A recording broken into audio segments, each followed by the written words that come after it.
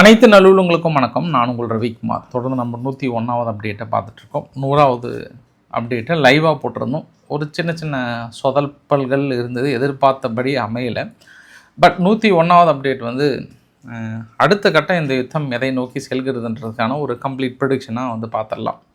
ஏன்னா இன்றைக்கி ட்ரம்ப் அவர்களோட மறுபடியும் ஒரு ஸ்டேட்மெண்ட்டு, வெள்ளை மாளிகையோட அறிவிப்பு, ஈரானுடைய பதில் ஸ்டேட்மெண்ட்டு, நாங்கள் பேச்சுவார்த்தைக்கு தயாராக இல்லையா, அதை தாண்டி தாக்குதல்கள் குறைந்திருக்கிறது என்றால் மிக கடுமையாக இருக்கிறது. ஏப்ரல் 1 இரு தரப்புலையும் டெட்லைன் கொடுத்துருந்தாங்க. இவங்க அமெரிக்காவோட நிலைகளை அடிக்க ஆரம்பிச்சிட்டாங்க. அவங்க மறுபடியும் மீதி இருக்கக்கூடிய ஸ்டீல் பிளான்ட்லாம் வந்து அடிக்க ஆரம்பிச்சிட்டாங்க. மறுபடியும் எங்கெங்கே தாக்கல் நடத்த முடியுமோ அந்தளவுக்கு தாக்கல் நடத்தியிருக்காங்க. ஈராக்கில் பெரிய பிரச்சனை.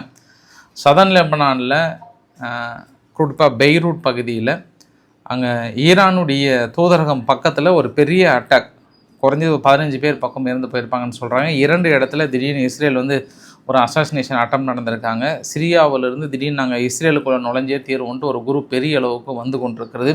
இந்த மாதிரி சுற்றி மிகப்பெரிய ஒரு தகவல்கள். அது இல்லாமல் குவைத்தினுடைய இன்டர்நேஷ்னல் ஏர்போர்ட்டை அடிச்சிட்டாங்க, சுற்றி பக்கத்தில் கூட நிலைகளை அடிச்சிட்டாங்க. மறுபடியும் அங்கே யூஏயில் மற்றொரு கப்பல் அடிச்சிருக்கிறாங்க. மறுபடியும் தாக்குதல் தொடர்ந்து இருக்கிறது. இதெல்லாம் நான் சொல்லும் போதே புரியுதில்ல பாஸ், உங்களுக்கு புரியுதில்லை இருக்கிற சூழ்நிலை எந்த அளவுக்கு ரொம்ப டஃப்பாக போயிட்டுருக்குன்றதை. ஸோ வாங்க நண்பர்களே, வாங்க வாக்காளர் பெருமக்களே, என்ன தகவல்கள் என்று நேராக ஃபஸ்ட்டு வெள்ளை மாளிகைக்கிட்ட போய் பேச்சுவார்த்தை நடத்திட்டு அதுக்கப்புறம் நம்ம நேராக பாதிக்கப்பட்ட பகுதிகளை போய் விசிட் பண்ணிட்டு வந்துடலாம். தயாராக இருங்க, ஹெல்மெட்டோடு வாங்க. என்ன ஓட்டு போகிற சமயம் உங்களை நான் சேஃபாக கூட்டிகிட்டு வரணும். ஸோ வீடியோக்குள்ள போகிறதுக்கு முன்பு நீங்கள் நம்ம சேனலை சப்ஸ்கிரைப் பண்ணலாம், சப்ஸ்கிரைப் பண்ணிட்டு வாங்க. மறக்காம பெல் பட்டன் கிளிக் பண்ணி ஆல் ஆப்ஷன்ஸ் கொடுங்க. வீடியோக்குள்ள போகலாம்.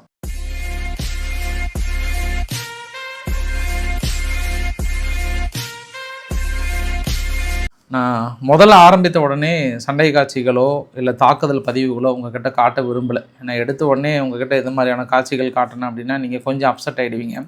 ஃபஸ்ட்டு இந்த பேச்சுவார்த்தைகள் எதை நோக்கி சென்று கொண்டிருக்கிறது, அடுத்து நம்ம என்றைக்கு நம்ம விடுபடுவோம், குறிப்பாக எனக்கு எப்போ விடுதலை கிடைக்கும் அப்படின்றத நம்ம பார்க்கணும். ஏன்னா எத்த காலம் இப்படியே போயிட்டே இருந்தால் எப்படி சொல்லுங்கள், கொஞ்சம் ஒரு முடிவு வேண்டாமா? அதனால் நேற்றே ட்ரம்ப் தரப்பில் இருந்து, அதாவது வெள்ளை மாளிகையிலிருந்து ஒன்று சொன்னார். பட் ட்ரம்ப் அவர்களுடைய டைலாக்கை பொறுத்த வரைக்கும் டேஸ் பேச்சு வெடிஞ்சா போச்சு தான். பட் இப்போதைய ஸ்டேட்மெண்ட் அவர் என்ன சொல்லியிருக்கிறார் அப்படின்னா, நேற்று சொன்னதான், ஸ்ட்ரெய்ட் ஆஃப் ஹார்முஸ் பகுதியை நாங்கள் கண்ட்ரோலில் கொண்டு வர மாட்டோம், அவ்வளோதான், நாங்கள் அங்கேருந்து கிளம்ப போகிறோம் அப்படின்ற ஒரு ஸ்டேட்மெண்ட்டை சொல்லிட்டாங்க. அப்போ அந்த ஸ்டேட்மெண்ட்டை பார்க்கும்போது நம்ம நேற்று நைட்டும் பேசிட்டோம், மார்க்கெட் சேனலையும் கிட்டத்தட்ட பேசிட்டோம். அவ்வளோதான், நேட்டோ நாடுகளுக்குள்ள ஒரு பிளவு, ஐரோப்பா நாடுகளுக்குள்ள ஒரு பிளவு, மறுபடியும் அது ஒட்டுமா ஒட்டாதான்லாம் தெரியல. இனி நான் எங்களுக்கு உதவாத நாடுகளை நாங்கள் பழி வாங்க போகிறோம், நாங்கள் தக்க சமயத்தில் கண்டிப்பாக நான் அவங்களுக்கான வேலைகளை செய்வோன்ற மாதிரியான பகிரங்க ஒரு அறைகோளுமே கொடுத்துட்டாங்க. கிட்டத்தட்ட அவங்கள நான் வந்து ஈரான் லிஸ்ட்லேயே சேர்த்திட்டேன்ட்டாங்க. ஃப்ரான்ஸு, ஸ்பெயின், இத்தாலி, மீதி மற்ற நாடுகள் எல்லாத்தையும் ஃப்ரான்ஸ் வந்து டாப் லிஸ்ட் வச்சிட்டார். கண்டிப்பாக பாட்டியும் பேரனையும் நான் முடிக்க போகிறேன்ற மாதிரிலாம் அமெரிக்க தரப்பில் ஒரு கடுமையான மிரட்டலை பார்க்க முடியுது. ஏன்னா அமெரிக்கானுடைய போர்க்கப்பலே அந்த மத்திய தரைக்கடல் பகுதியாக ஃப்ரான்ஸை ஒட்டி வரக்கூடாதுன்னு தடை விதிக்கிறாங்க. ஓஹோ, போர்க்கப்பலே நீ வர வேணான்னு தடை விதிக்கிறியா, அந்தளவுக்கு எங்கள் கப்பலை தடை விதிக்கிறான், நீ பெரிய ஆள் ஆகிட்டியான்ற மாதிரியான ஒரு கோபம் அந்த இடத்துல இருந்தது. அப்போ அப்படின்னா உங்களுடைய இலக்குகள் அடைஞ்சிட்டிங்களா? ரெஜிம் சேஞ்செல்லாம் இருந்தது, அவங்க டீலுக்கு வந்தாங்களா? அதெல்லாம் கேட்கப்பட்டதுக்கு அவங்க டீலுக்கு வந்தாலும் வரலனாலும் இந்த வார் ஆல்மோஸ்ட் வில் பி எண்டு. அவங்க ஒன்றுமே இல்லை, அவங்கக்கிட்ட என்ன இருக்குதுன்னு நினைக்கிறீங்க நம்ம டீல் பேசுகிறதுக்கு? No military, nothing.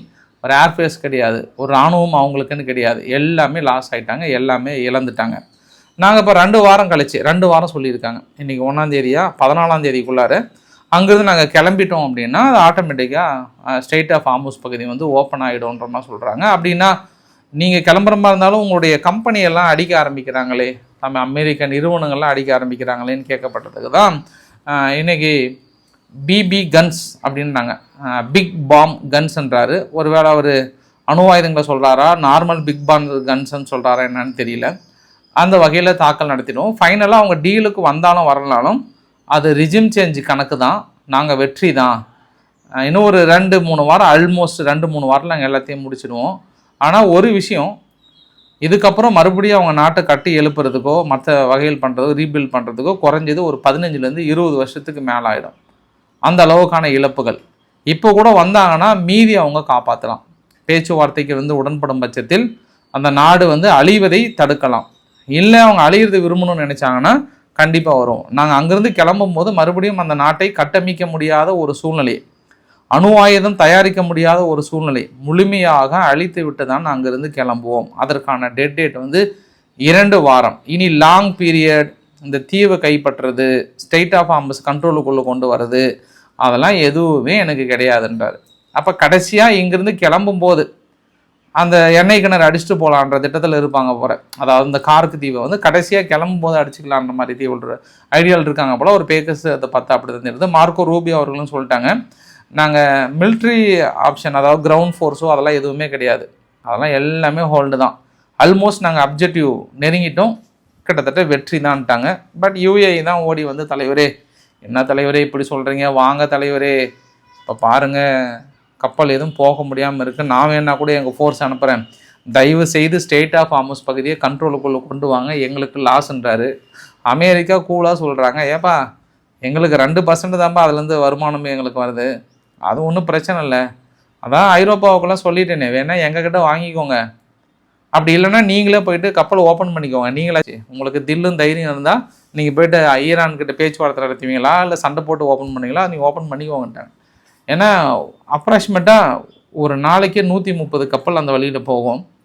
இந்த யுத்தம் நடந்ததுலேருந்து இன்ன வரைக்கும் வெறும் 84 கப்பல் தான் போயிருக்கு. நேற்று கூட ஒரு ரூமர் மாதிரி சொன்னாங்க, அவ்வளோதான் ஸ்டேட் ஆஃப் ஆர்மஸ் வந்து வழக்கம் போல் வந்து கப்பல்லாம் வந்து போயிட்டுருக்குன்ற மாதிரிலாம் வந்து சொன்னாங்க. போகல பாஸ், சும்மா 1-2 தான் போகுது, அதுவுமே ரொம்ப ஒரு ஸ்ட்ரிக்ட் கண்டிஷனில் தான், ரொம்ப ஸ்ட்ரிக்டாக தான் ஃபாலோ பண்ணிகிட்டு இருக்காங்க. தொடர்ந்து இந்த சர்வதேச கடல் பகுதி ஈரானுடைய முழு கட்டுப்பாட்டில் இருக்குது. பட் அமெரிக்கா அதுக்கு கவலைப்படலான்னு சொல்லிட்டாங்க, எங்களுக்கு அதுக்கு சம்மந்தமே இல்லை அப்படின்னு ஒதுங்கிட்டாங்க. அப்போ ஈரான் தரப்பில் என்ன சொல்கிறாங்க, திடீர்னு ஒரு விதமாக பேச்சுவார்த்தை வருது. பெசஸ்கியன் அவர்கள், நாங்கள் அமெரிக்கா கேரண்டி கொடுத்தா நாங்கள் தாக்கல் நடத்த மாட்டோம்னு சொன்னாங்கன்னா நான் பேச்சுவார்த்தை நடத்த தயாராக இருக்கிறன்றதும், அப்புறம் திடீர்னு அராக்சி அவர்கள் வந்து ஆமாம் பேச்சுவார்த்தைக்கு ட்ரை பண்ணாங்க அப்படின்ற மாதிரி சொன்னதும், கொஞ்சம் முதலீட்டாளர் மத்தியில் ஒரு ஷாக் வேவ் மாதிரி ஒரு 10 நிமிஷம் தான், திடீர்னு ஒரு அடி மறுபடியும் மேலே ஏறுது. பாவம்பா, இந்த மாதிரிலாம் இருந்தால் ரொம்ப கஷ்டம்பா, ரொம்ப ரொம்ப கஷ்டம்தான். ஸோ அவங்களுடைய ப்ரைட் டே ஒன்று நடந்தது ஆக்சுவலாக நேற்று. அந்த டேவுக்கு எல்லோரும் கலந்துக்கிட்டாங்க. அந்த மக்கள் கூட்டத்திலேருந்து பேசுகிறாங்க. ஒன்று வந்து பெசஸ்கியன், இன்னொன்று வந்து அராக்சி அவர்கள். மக்களோட மக்களாக இருந்து மனுஷன் வந்து தைரியமாக கெத்தாக வராரு, இதுதான் எங்கள் தலைவரோட கெத்து பாத்தியா அப்படின்ற மாதிரிலாம் வந்து போட்டிருந்தாங்க. அது கெத்து அப்படின்லாம் இல்லை, எனக்கு தெரிஞ்ச இந்த 2 தலைவர்களை ஏதோ ஒரு காரணத்துக்காக நான் விட்டு வைக்கிறாங்க அப்படின்ற ஆங்கிளில் நான் தொடர்ந்து அணுகிறேன். நான் இந்த பெசஸ்கியன் அவர்களையும் அராக்சி அவர்களை மட்டும்தான், ஏன்னா அவங்க பப்ளிக்காக தான் இருக்கிறாங்க, டெய்லியும் பேட்டிலாம் கொடுக்குறாங்க. பெசஸ்கியன் அவர்கள் வந்து மாலுக்கெல்லாம் விசிட் பண்ணுறாரு, அவர் சகஜமாக தான் வந்துட்டு போகிறார், அவருக்குன்னு பெருசாக த்ரெட் எனக்கு இருக்கிற மாதிரி தெரியல இவருக்கு 2 பேர்த்துக்குமே. பட் அவங்க தரப்பில் இருந்து என்ன சொல்கிறாங்கன்னா, பெசஸ்கியன் தரப்புலையோ இல்லை அராக்சி தரப்புலையோ வந்து ஃபைனலாக கொண்டு வந்தாங்க ஒரு 15 லிஸ்ட்டு மாதிரி எங்ககிட்ட டைரெக்டாக கொடுக்கல, சம் மீடியேட்டர் லெவலில் கொடுத்தாங்க.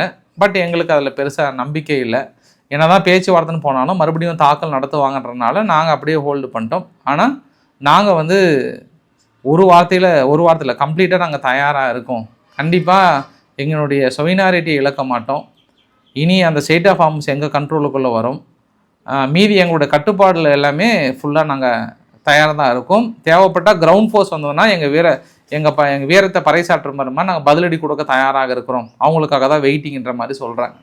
அப்போ ஈரான் தரப்பில் வந்து மாறி ஒரு சில தகவல்கள் வருது, ஏதோ சம்திங் போயிட்டுருக்கு, அவங்களுக்கும் ஐஆர்ஜிசிக்கும் ஒரு சில பிளவுகள் இருக்கிறது நல்லாவே தெரியுது. அதாவது பெசஸ்கியன் அவர்களையும் அராக்சி அவர்கள்கிட்டையும் ஏதோ ஒரு ஆங்கிளில் ட்ரை பண்ணுறாங்க. அதாவது பெசஸ்கியன் அவர்களை அமெரிக்கா என்ன நினைக்கிறாங்கன்னா, வெனிசுலா மாதிரி மச்சுடோ அவர்கள் மாதிரி உட்கார வச்சுக்கலாமான்ற ஆங்கிளில் பார்க்குறாங்க. பட் அது ஃபெயிலர் தான் அமெரிக்காவுக்கு, ஏன்னா அவங்களே இன்னும் 2 வாரம் தான் நாங்கள் கிளம்புறோம், ஆல்மோஸ்ட் கிளம்புறோன்ற சொல்கிறதெல்லாம் பார்த்தேன். அப்போ ஐரோப்பா நாடுகளோட மனநிலை என்ன அப்படின்னா, இத்தாலியினுடைய பிரதமர் ஜார்ஜியா மெலோனி அவர்கள் பாலஸ்தீன சிவிலியன் மீது தொடர்ந்து நடத்தப்படுகிற தாக்குதல், அங்கே இருக்கிற கிறிஸ்டியன் வில்லேஜ் மீது நடத்தப்படுகிற தாக்குதல், இது எல்லாமே ஒரு வகையான இனப்படுகொலை, அதனால் இஸ்ரேல் மீது ஏன் பொருளாதார தடை போடாமல் இருக்கிறீர்கள் அப்படின்ற ஒரு கேள்வியை முன் வச்சிட்டாங்க.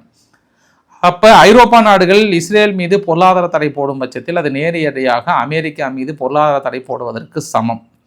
அப்போ இந்த பொருளாதார தடை, இந்த சமம் அமெரிக்காவுக்கு தடையெல்லாம் கேட்ட உடனே அங்கே ஒரு மனுஷன் வந்து நைட்டு கூட தூங்க மாட்டார், ஆண்டவான என்ன பண்ணுன்னு அங்கே ரஷ்யா தரப்பில் ஒரு சந்தோஷம் போல தான் இருப்பாங்கன்னு நினைக்கிறேன். அதை விட எங்கள் கனடானுடைய மார்க் கார்னி அவர்கள் என்ன சொல்லிட்டாங்கன்னா, லெபனானுடைய இன்வேஷன் வந்து இல்லீகல், சட்டவிரோதமானது, சட்டத்துக்கு புறமானது, நிச்சயம் இதற்கு பதில் இருக்குன்ற மாதிரி கனடாவுடைய மார்க் கார்னி அவர்கள் சொல்றாரு. பெட்ரோ சாண்டஸ் அவர்கள் என்ன சொல்லிட்டாருன்னா 23 வருஷத்துக்கு இதே கதை தான். அமெரிக்கா வந்து நேட்டோ நாடுகளை கொண்டு போய் விட்டதுக்கான காரணம் ஈராக்குக்கு சதாம் ஹுசைன் கிட்ட அணு ஆயுதம் இருக்குன்னு சொல்லி எங்களை ஏமாற்றி கொண்டு போயிட்டு கடைசியில் அணு ஆயுதம் இல்லை, ஒன்றும் இல்லை, இதனால் பலன் அடைஞ்சது நீங்கள் தான்.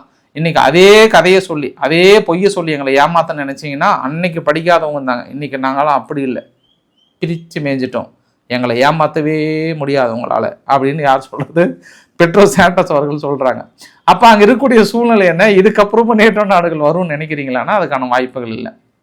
நெதன்யாஹூ அவர்கள் என்ன சொல்கிறாங்கன்னா ஒரு 10 அம்ச ஸ்டேட்மெண்ட் மாதிரி வந்து சொல்லியிருக்கிறாங்க. அதில் நமக்கு தேவையான கருத்துக்கள் என்ன அப்படின்னா, இதுக்கப்புறம் ஈரானால் மீண்டு எழ முடியாத அளவுக்கு நாங்கள் அடிச்சிட்டோம், இதுக்கப்புறம் அவங்ககிட்ட நியூக்ளியர் வெப்பனும் பேலஸ்டிக் ஸ்டாக் பைல்ஸு பெருளவுக்கு இல்லை மேக்ஸிமம் குறைச்சிட்டோம், எங்களோட கோரை வந்து சக்ஸஸ் பண்ணிட்டோம். இந்த யுத்தத்தினால இஸ்ரேல் வந்து ஒரு சூப்பர் பவராக சூப்பர் நேஷனாக உருவாக போகுது. இந்த ரிஜிம் ஆப்ரஹாம் அக்காடுன்ற பேரில் ஈரானை இல்லாமல் மிகப்பெரிய ஒரு இதை உருவாக்க போகிறோம். காசா, சிரியா, லெபனான் எல்லா இடத்துலையும் எங்களுக்கான பாதுகாப்பு ஷீல்டை உருவாக்க போகிறோம். எங்கள் நிலங்களை எக்ஸ்டாப்ளிஷ் பண்ண போகிறோம்.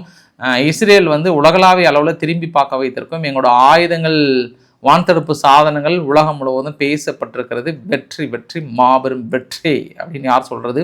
நெதன்யாஹூ அவர்கள் சொல்கிறாரு, ட்ரம்ப் அவர்களும் கிளைம் பண்ணுறாங்க. இப்போ அடுத்த ஆஃப் பார்க்கணும்ல, எப்போவுமே விரும்பாண்டி படத்தில் வர மாதிரி ஃபர்ஸ்ட் ஹாப்பை மட்டும் பார்க்கக்கூடாது, செகண்ட் ஹாப்பையும் நம்ம பார்க்கணும். அதாவது ஐஆர்ஜிசி என்ன சொல்கிறாங்க அப்படின்னா, ஐஆர்ஜிசி ஏப்ரல் 1 இன்னைக்கு ஃபூலிஷ் டேலாம் கிடையாதுலே, அடிலே அப்படின்னு அவங்க தரப்பில் என்ன சொல்கிறாங்கன்னா, டெல்லவியூ, பெனி பராக், பீர்ஷேவா, நெஹாவ், அப்புறம் வந்து டெல்னோஃப் ஏர்பேஸ், இந்த மாதிரி அது இல்லாமல் அமெரிக்காவுடைய பொசிஷன்ஸ் 18 அமெரிக்க நிறுவனங்கள் மீது, ஈராக்கில் இருக்கக்கூடிய அமெரிக்க நிறுவனங்கள் மீது அடி பிரித்து மேய போகிறோம், இனி எங்களோட அடியை பாருங்களே அப்படின்னு இன்றைக்கி காலையிலேருந்து தாக்குதலில் தொடங்கிட்டாங்க. அதில் பாதிக்கப்படுகிற 2 நாடு, ஒன்று வந்து பஹ்ரைன், இன்னொன்று வந்து குவைத். அதை பார்க்க போகிறதுக்கு முன்பு ஈரானுடைய ஊடகங்கள் திடீரென்று சேச்சன் இராணுவம் உள்ளே நுழைகிறது, தேவைப்பட்டால் கிரவுண்ட் ஃபோர்ஸ் உள்ளே வந்தது அப்படின்னா ஈரானை காப்பாற்ற நாங்கள் தயாராக இருக்கிறோம்ன்றாங்க. ஆனால் கிரவுண்ட் ஃபோர்ஸ்ன்றது ஒரு ஆப்ஷன் கிடையாது. இனி அவங்க வாய்ப்புகள் அமெரிக்கா இல்லை, அதை நான் கிளாரிட்டியாக சொல்லிடுறேன். ஒன்று, எந்த தீவுமே கைப்பற்ற மாட்டாங்க. கடைசி நேரத்தில் கிளம்பும்போது அந்த கார்க் ஐலண்டை அடிச்சுட்டு கிளம்புற மூட்லேங்கிறாங்க அமெரிக்கா. இதுக்கப்புறம் ஈரான்கிட்ட எதுவுமே இருக்கக்கூடாதுன்ற மூடில் இனி இந்த 2 வாரங்களில் மிக கடுமையான ஒரு தாக்குதலை பார்க்க போகிறீங்க. அவங்களும் அடிப்பாங்க, இவங்களும் அடிப்பாங்க. பட் அமெரிக்கா மிக கடுமையான தாக்குதலுக்கான உத்தரவு பிறப்பித்திருக்கிறது. அதையும் நான் கூடுதலாக சொல்லிடுறேன். அதனால் மறுபடியும் இந்த கிரவுண்ட் ஆப்ரேஷன் அதெல்லாம் வந்து சும்மா அந்த வாஷிங்டன் போஸ்ட்டு, நியூயார்க் போஸ்ட்டுக்கு அதெல்லாம் அந்த பேக்கரி கதை தான். வீரப்பாக்கு அக்கா வச்சு பேக்கரி வாங்கின கதை தான். அவர் உள்ள குசுன்னு என்ன பேசுனான்னு தெரியாது, வெளியே வந்து அந்த கதை தான் நம்ம தினந்தோறும் கேட்டுட்ருக்கணும். இதுவும் வெடிஞ்சா போச்சு கதை தான். இது இப்போதைக்கு 1 வார சூழ்நிலைக்கு இது. அடுத்த 1 வாரம் கழித்து என்ன மாறுதுன்றதை நம்ம பார்க்க முடியுது. சரி, இந்த பதிவுகள்லாம் நீங்கள் பார்க்குறீங்களே, இந்த பதிவுகள்லாம் என்ன நினைக்கிறீங்க அப்படின்னா, ஃபஸ்ட்டு இஸ்ரேல் லெபனானில் 2 இடத்துல வந்து தாக்கல் நடத்துகிறாங்க. ஒன்று வந்து சைனீஸ் எம்பசி பக்கத்தில் ஒரு கான்வே ஒன்று, ஒரு 5 வெஹிக்கிள் இருக்குது, அந்த வெஹிக்கிளில் அடிக்கிறாங்க. அந்த வெஹிக்கிள் அடித்ததில் குறைஞ்சது ஒரு 8லேருந்து 10 பேர் பக்கம் இறந்துருப்பாங்கன்றாங்க. அப்புறம் லெபனானுடைய எம்பசி இருக்குது, சரி லெபனானில் ஈரானுடைய எம்பசி இருக்குது, அது பக்கத்துலன்றாங்க, அது அதே தான் அப்படின்ற மாதிரி சொல்கிறாங்க. இன்றைக்கி காலையில் அதிகாலை 5 மணிக்கு என்னென்னா அங்கே ஏற்கனவே ஈரானுடைய எம்பசிடர் வெளியே வரக்கூடாதுன்ட்டாங்க. ஹெஸ்புல்லானுடைய முக்கிய ஆப்ரேட்டிவ்ஸ், மிக முக்கிய தலைவர் ஒரு 6 பேர் அவங்க போய் சந்தித்ததாக அந்த தகவல் கசிந்ததனால் திடீரென்று அதிகாலை 5 மணிக்கு இந்த தாக்கல் நிகழ்த்தியிருக்காங்க. யார் இறந்து போனாங்கன்னு தெரியல, குறைஞ்சது 20 பேர் பக்கம் இருக்குன்னு சொல்கிறாங்க. அது என்னன்னு தெரியல பாஸ், உங்களுக்கு தகவல் வந்து அடுத்த அப்டேட்டில் உங்களுக்கு சொல்லிடுறேன் நான். இந்த டென்ஷன், அதாவது நேற்று குறிப்பாக இஸ்ரேல் வந்து ஒரு தீர்மானம், கொடும் குற்றவாளிகளாக தீர்ப்பு வரும் பட்சத்தில் பாலஸ்தீன குற்றவாளிகளுக்கு நாங்கள் இனி மரண தண்டனை விதிக்க போகிறோம். அவங்க எங்கள் சோல்ஜர்ஸ் மீது தாக்கல் நடத்துறது இல்லை இந்த மாதிரி ஏகப்பட்ட வேலைகளை செஞ்சு அவங்க தீர்ப்பு கொடுத்துட்டோன்னா அவங்க தூக்கு தண்டனை கொடுக்குன்னு சொன்னதுக்கப்புறம் சிரியாவில் இருக்கக்கூடிய சன்னி முஸ்லீம்ஸ் என்ன பண்ணிட்டாங்க, அந்த வெஸ்ட் பேங்க் பகுதியில் கோலன் ஹைட்ஸ் மேலே ஒரு சின்ன ஒரு பகுதியை கோனைட்டேர்வான்னு சொல்லுவாங்க, அந்த பகுதியை இப்போ இஸ்ரேல் தனது கட்டுப்பாட்டில் வச்சுருக்காங்க, சிரியாவுடைய ஒரு பகுதியை. அந்த பகுதியில் சாரசாரியாக வெஹிக்கிள் சண்முகம் வண்டியை விடலே வேகமாக விடலேன்னு சாட்டையை தூக்கிட்டாங்க. அவ்வளோதான், நாங்கள் இஸ்ரேலுக்குள்ளே நுழைஞ்சி இஸ்ரேலே பிடிக்க போகிறோம் போயிட்டு அப்படின்ட்டு அங்கேருந்து வெஹிக்கிளாக கிளம்பிட்டு வந்துட்டு இருக்காங்க. இப்போ காலையில் வந்து சேர்ந்துருப்பாங்க.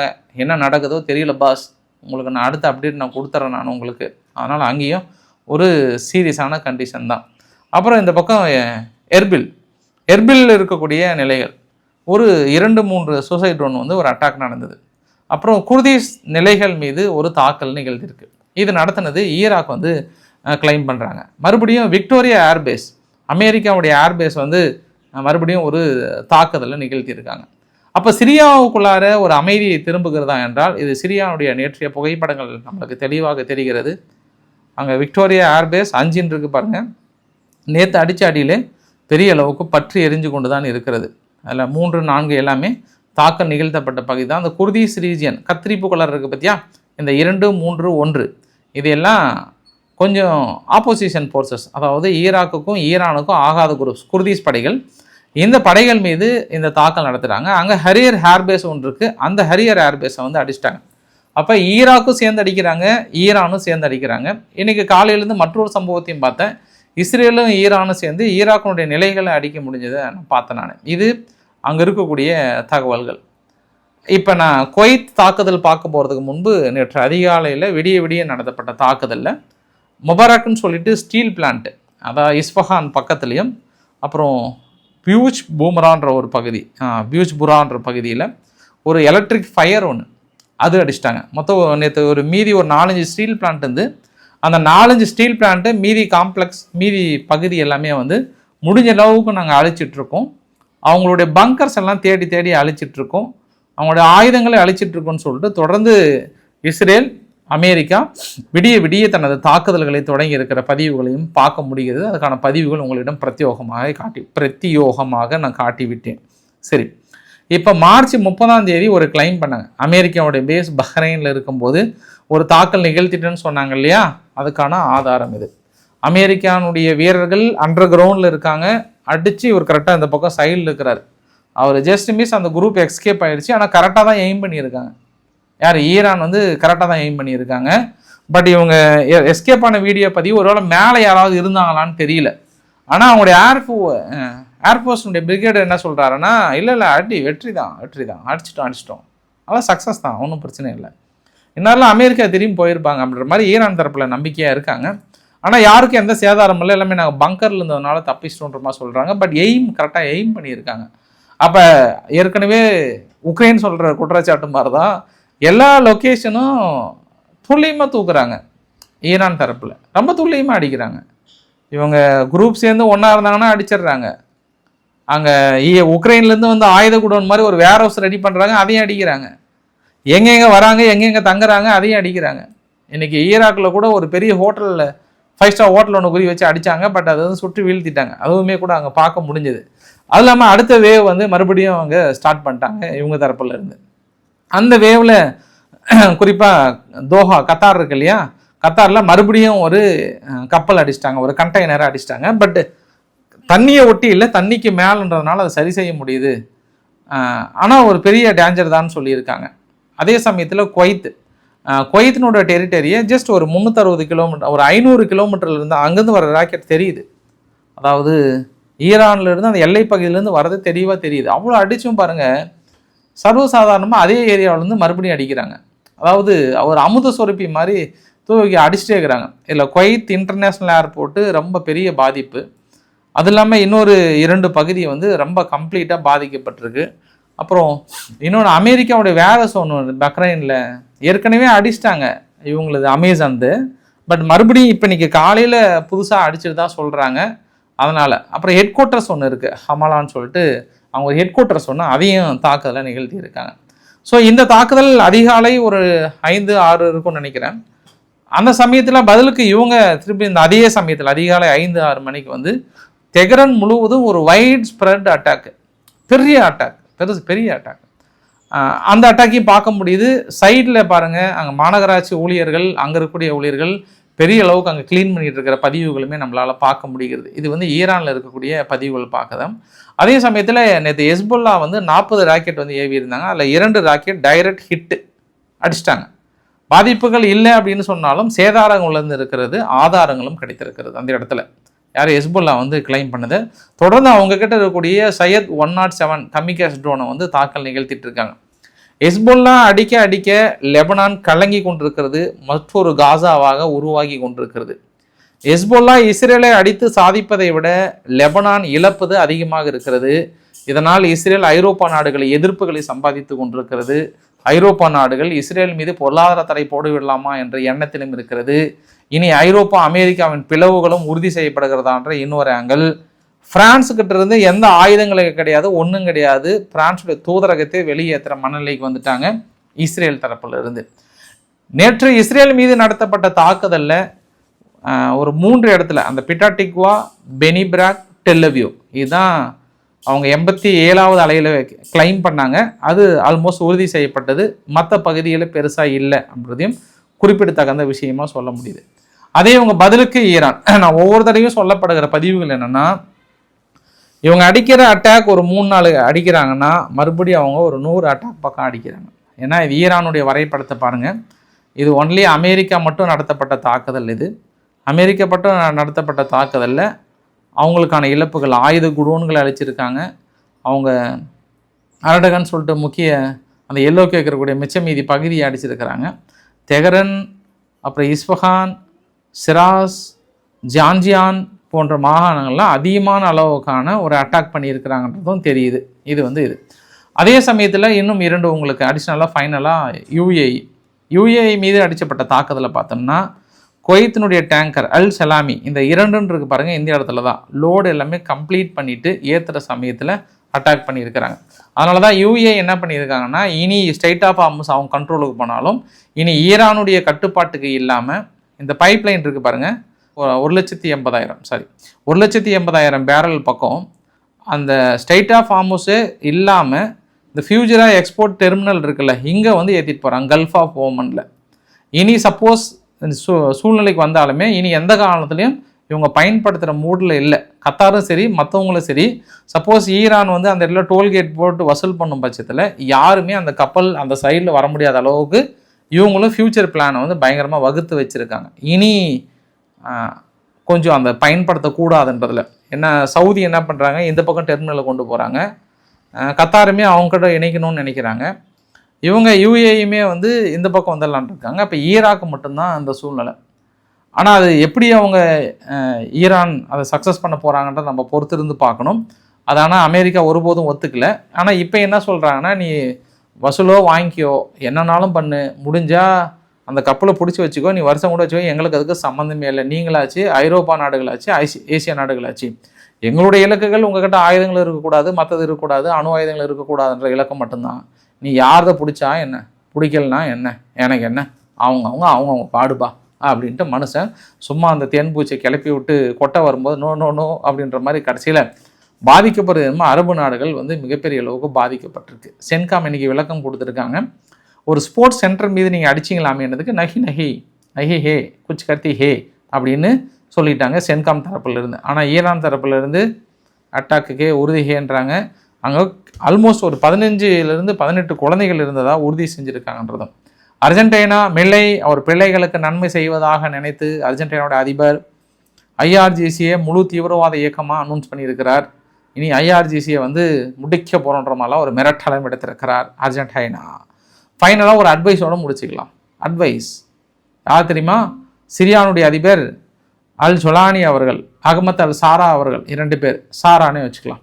அகமத் அல் சாரா அவர்கள் என்ன சொல்கிறாருன்னா, தங்கிட்ட இருக்கக்கூடிய ஆயுதங்களை வைத்து இல்லை அணு ஆயுதம் இருக்கிற சூழ்நிலையை வைத்து பக்கத்தில் இருக்கிற ரீஜனல் நாடை மிரட்டக்கூடாது. அது ரீஜனல் வந்து ஒழுங்காக செட் ஆகாது. ஆனால் ஈரான் பண்ணுறது எல்லா நாடுகளையும் மிரட்டி தாக்கல் நடத்துவது ஏற்றுக்கொள்ள முடியாத ஒரு சூழ்நிலை. பட் எங்கள் நாட்டுக்குள்ளே இருக்குது அப்படின்னா நாங்கள் எங்கள் ரீஜியனை ஒருமைப்படுத்துவதற்காக மட்டும்தான் நாங்கள் ஆயுதங்களை பயன்படுத்துகிறோம், வெளிநாடுகள் மீது கிடையாது. அதனால் நாங்கள் சந்தோஷமாக இருக்கோம். அதையும் ஈரான் ஃபாலோ பண்ணாங்கன்னா ஈரானுடைய எதிர்காலம் சிறப்பாக இருக்கும் நான் நினைக்கிறேன் அப்படின்னு நினைக்கிறாரு அகமத் அல் சாரா அவர்கள். அட்வைஸ் பண்ணுற அளவுக்கு தலைவர் வந்துட்டார் இல்லையா? அதே சாரா அவர்கள் அதுக்கு முன்பு ஆயுதத்தால் தான் தீர்வுன்ட்டு ஆயுத புரட்சி ஏற்படுத்தி அங்கே இருக்கக்கூடிய ஆசாத் ரீஜனை துரத்திட்டு இன்றைக்கி வந்தார். பட் இவர் அந்த ஆயுதத்தால் இன்றைக்கி அட்வைஸ் பண்ணுறார். அதே தான் எதிர்க்கட்சிகளாக இருக்கும்போது எல்லாருமே வீரவசனம் பேசுவாங்க, ஆளுங்கட்சின்னு வரும்போது தான் அந்த கஷ்டம் நஷ்டம் எல்லாத்துக்குமே தெரியும் இல்லையா? ஆளுங்கட்சி விமர்சனம் பண்ணுறது ஈஸி, ஆனால் அந்த இடத்துல போய் உட்காந்தா தான் தெரியும்னு நினைக்கிறேன் இந்த மாதிரி சூழ்நிலையை.